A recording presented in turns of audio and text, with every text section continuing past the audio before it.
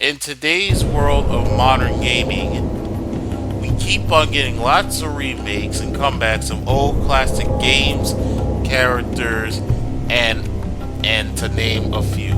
But there are some folks who oppose up to older games and IPs because it's nothing like the original, and there are a few things that are missing from the original.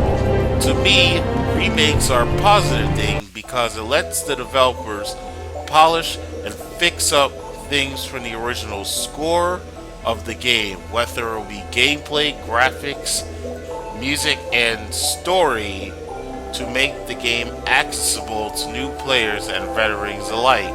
Like starting with Konami remaking the first Castlevania game from the NES to the SNES in 1991, with Super Castlevania 4, and the Super Mario All-Stars remakes on the SNES in 1993, and enhancing them on the GBA in the early 2000s. Video game remakes will always be hashing out since the early millennium, but now in today's standards, people are really getting sick and tired of them. I can understand games like Dark Souls and Dragon Dogma and Skyrim, seeing how there's really not that much to improve on difficulty, and it's way much more cheaper on 7th gen consoles, except for making the game more shinier and aesthetically pleasing. But not all remakes and reboots are bad. The reason why I'm making this video is because seeing the surge of Sega announcing that they will be reviving their IPs in 2020, just like how Capcom is more forgiving on cracking out their IP, on making their IPs and just cracking out the new Street Fighter game every 2 years. Sega announced that they'll be taking a stab on the Panzer Dragoon series with Forever Entertainment. And seeing their track record on the Fear Effect remake, I wanted to give my 2 cents on what a Panzer Dragoon remake should be. If I don't make this list now before E3, then this year Sega might tell them to rush the game, and it will be a playable mess, which I don't want in the remake. Panzer Dragoon is the only series worth having a Sega Saturn, and if it wasn't for this old karate master beating the shit out of you in the mid-90s, it will be magazines, journalists, reviewers, and Panzer Dragoon's aficionados and Sega fans telling you to give the Sega Saturn a chance. But in today's world, the series has been getting hard to purchase lately, seeing how Saturn and these games are very expensive, and it's hard to find these games to access unless you look on an underground indie website like eason.com and mercenaries.com. So these remakes will help the new Sega and Panzer Dragoon fans get into the series and let veterans rediscover this series, but within enhancements and improvements, but still maintain the original game features. This is Azel98, and here is my top 7 features I want to see in a Panzer Dragoon remake. Number 7. Contacting the original developers at Team Adriana and SmileBit.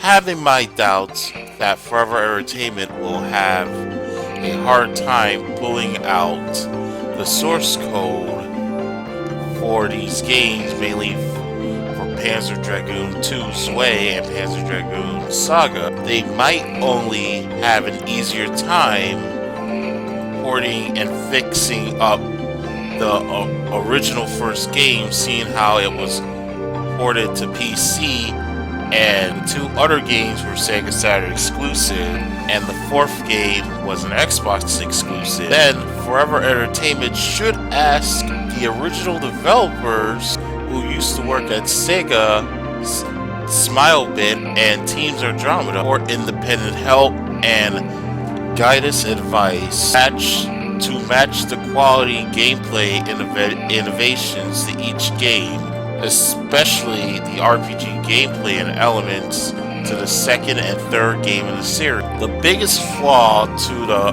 RNC1 remake is that even though the gameplay was improved by adding the nanotech RPG system, was great, but the characters, environment, and story had to be changed because they wanted to match up to the movie at the time, and it didn't felt right to compare to the original games, seeing how the original games were appealing for both kids and adults, and the remake was only targeting towards the kids in the modern age Z generation. There is nothing wrong on making a remake from the ground up, but if you see my Nights into Dreams ROR, I did say that there are a lot of things missing from the original that made it great, despite its few flaws. Yukio Fusagi and the rest of the development team are still around,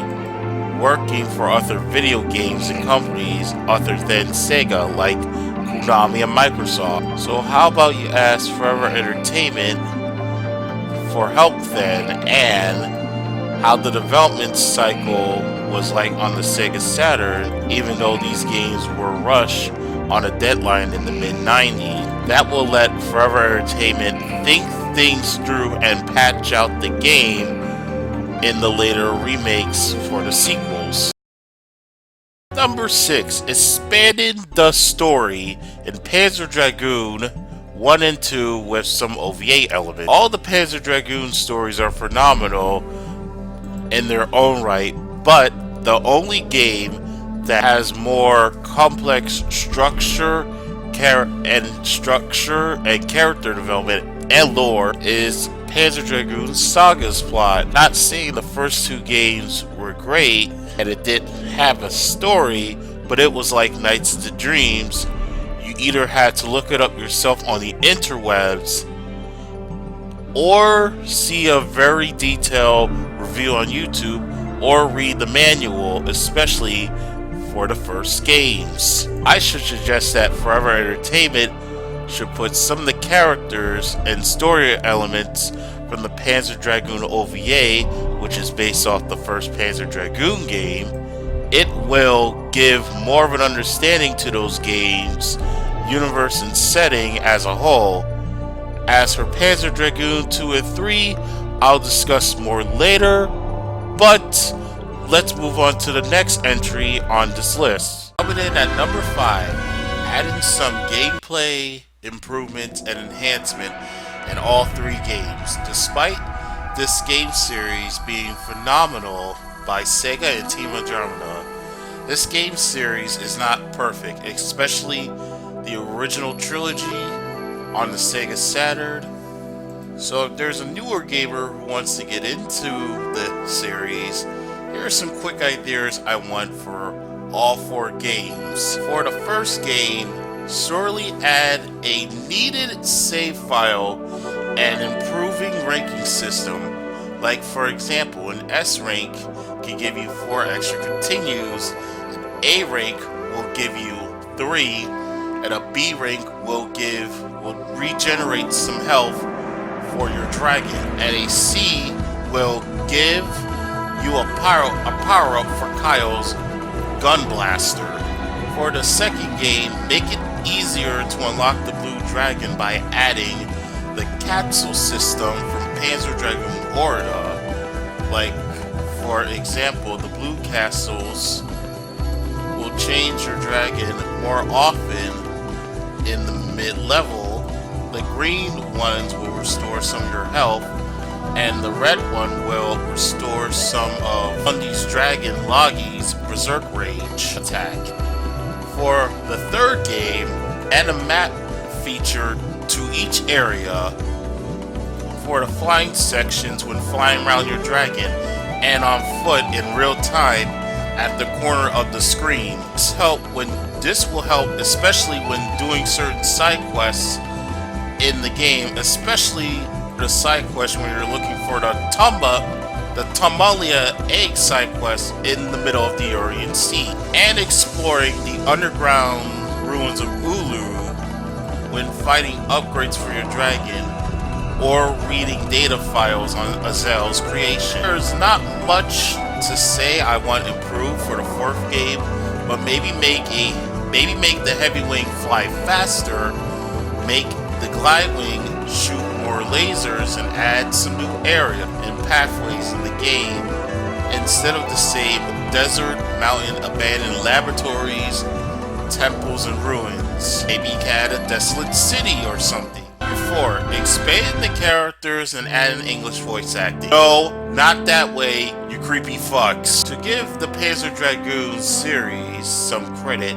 they know how to make dynamic, complex stories, and even though it's the same humans characters fighting against mutated creatures and robotic drones in a post-apocalyptic war set in the future, borrowing the story from the heels of Nausicaa, The Fifth Element, and other sci-fi properties. This universe can be expanded upon with new players, especially in the series. For one, maybe add an English dub as an option while keeping the original Panzernese and Japanese dub. At first, I wanted Yuri Lothal and Kari Walgreen to voice Azel and Edge respectively, but then I have been watching a sci-fi show called Farscape as of recently, and I think Claudia Black and Ben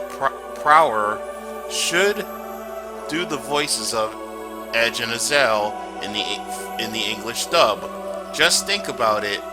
Aaron and Kryton are basically the live-action versions of Azel and Edge in that show. And Farscape's plot is that an American astronaut gets sucked in a wormhole while doing some tests on his rocket ship and gets teleported in a living prison spaceship with aliens and different types of species trying to escape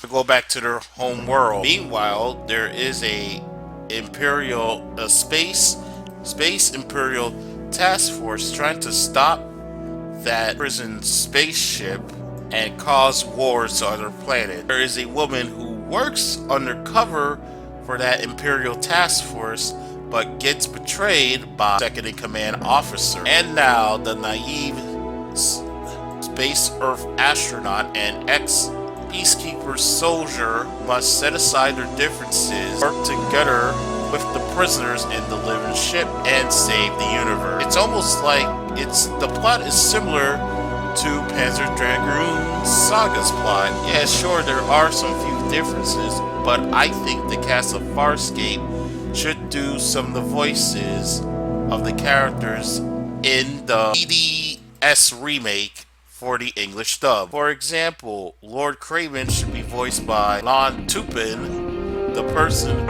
who plays as Cyrus and Pilot on Farscape, and the 7th Emperor should be played by Main Pyrograph, who also played main series protagonist Scorpius in Farscape. Also, maybe give Edge more of a badass anti-hero personality than being a typical whiny, naive hero. You see, the best part about making an anti-hero is that it can develop and grow within the story, and having the sense to fight back with the main villain and other threats in the character development, which will give us a hero to root for at the end. I'm not saying Edge should be a depressed soldier who's looking for more power in the end because of his past aggressions, or having an optimistic hero who's always breaking the fourth wall but having no sense or doubt or skepticism.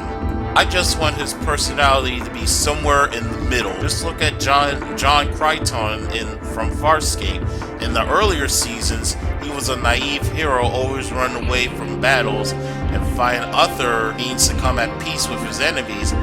But later on in the series, he becomes more badass and more of an anti-hero near the end. Also, maybe add some more comedic elements in the story to break up some of the serious moments in there. Sort of like how Ratchet and Clank 3, when they did to their story, from balancing out There is complex storytelling to funny moments to break up the pace. For Panzer Dragoon 1, they should pretty much bring back some of the voice actors from the OVA, and for Panzer Dragoon 2 and Orta, maybe have professional voice actors like Tara Strong, Greg Griffin, Phil Lamar, and Jeff Bennett, to name a few. Number 3.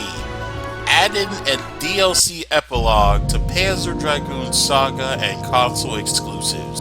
To make sure the prices to the Panzer Dragoon series of these remakes are worth a damn, Sega and Forever Entertainment should add a DLC epilogue to these games. Not only extend the gameplay experience with these games, but add more story elements as well. The best thing about Orta is that after you was done with the game, you had so many features post-game, and it was equally as good as Saga's. You got to see an encyclopedia to the game's universe and world, and more backstory to the characters, like the young Imperial soldier in training, Iva, and the rebellious Seeker Worm Rider, Momo.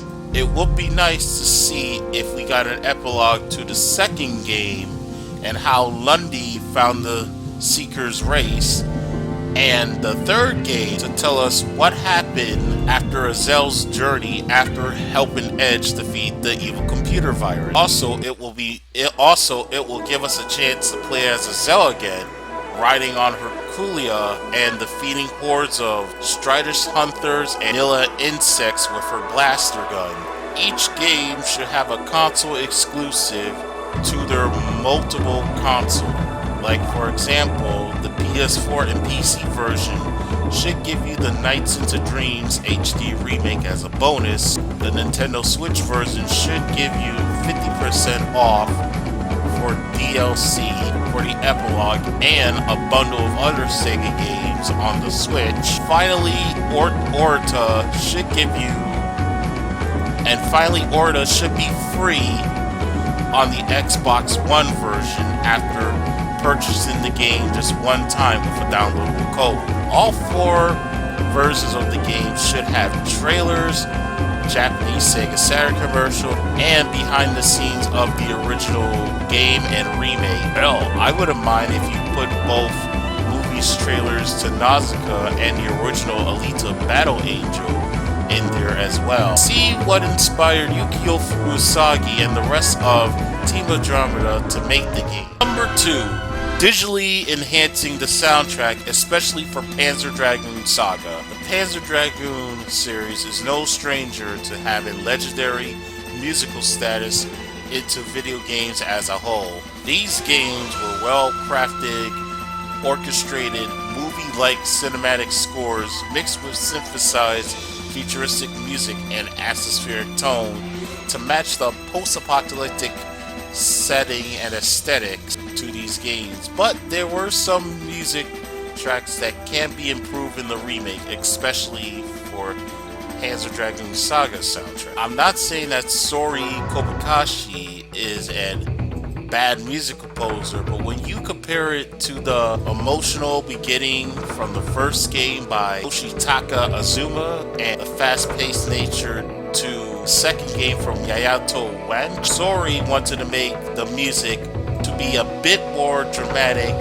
and dark to match the atmosphere, but it can be sometimes forgettable, like how DKC3's music is by Evelyn Nevakovic and Streets of Rage music by Mahosho Kashimashi. There are some standout tracks like War of Patrician, Chaos Amongst Silence, the Imperial Air Force, Holy Chariot, Forest Cries, Interception, both Town Fiends for Zoa and the Caravan Village. But there were some okay tracks like the Water Ruins, the Blue and Red Ruins theme, and the Forbidden Zone theme, some event music, and the Path to Being. I noticed the soundtrack being a pattern like Donkey Kong Country 3, where there are some boss and battle themes that were fast-paced as hell, but when you go to the more darker areas in the game, it begins to slow down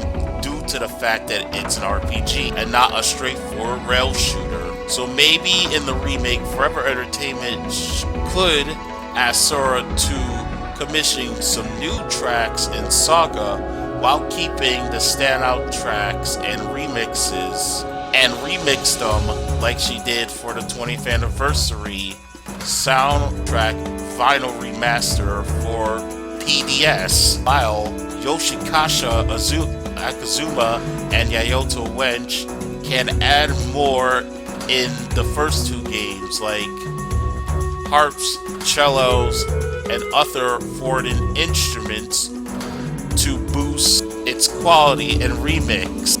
But Forever Entertainment can add an option to have the original music if older players are not satisfied, like the Spiral Reuniting Trilogy remakes have. My number one thing I want in a Panzer Dragoon series remake is, if it ain't broke, don't fix it. I don't want to see all these new changes to the art style, directions, and character designs. The number one thing I don't like about remakes is that they like to pull away from the source that what made the original game great. I'm not saying, I do prefer playing my wacky, charming, comedic, cartoony games, but what makes Panzer Dragoon set apart from those games is that it has a cohesive universe, time period, set of characters, and world that's different from ours. But at the same time, we could escape our fantasy and be invested in the story, but equally at the same time have enriching gameplay to boot. I just hate it when people hear about their favorite games getting a remake and they get so hyped, but at the end they end up playing the game and then say that it's nothing for the original and it lost translation from the original. Some extra features that they forgot to add. For example, the Shadow of the Colossus remake on PS4. And at other times, there are remakes that are just coming out recently, but they're just making so many changes to the original source game, which a remake only came out 5 years ago. For example, the Catherine Full Body remake and Persona 5 Royal. I'm not saying those remakes are bad, but if you think about it, we just had those games like 4 to 5 years ago. The only reason why these remakes are basically changing, even games that came out recently, is because they wanted to make it more stand out from the original game, to make it more of a replacement. That's fine, but I want to see these changes come naturally.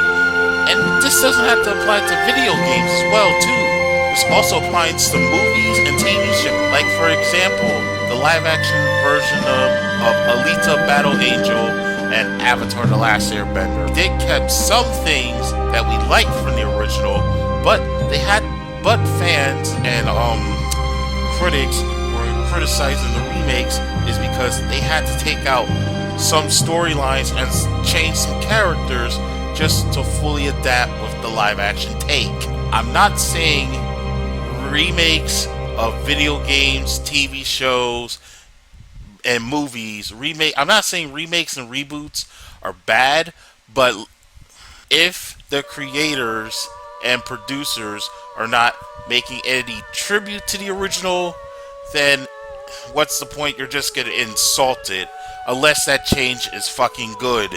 And the Panzer Dragoon series, to me, can have a cohesive world and universe, and at the same time have equally balanced, exciting gameplay and unique ideas in the mix. Similar to series like Ratchet and Clank, pre-reboot, the Sly Cooper trilogy, and hell, even at one point, the Sonic series on the classic and Dreamcast era.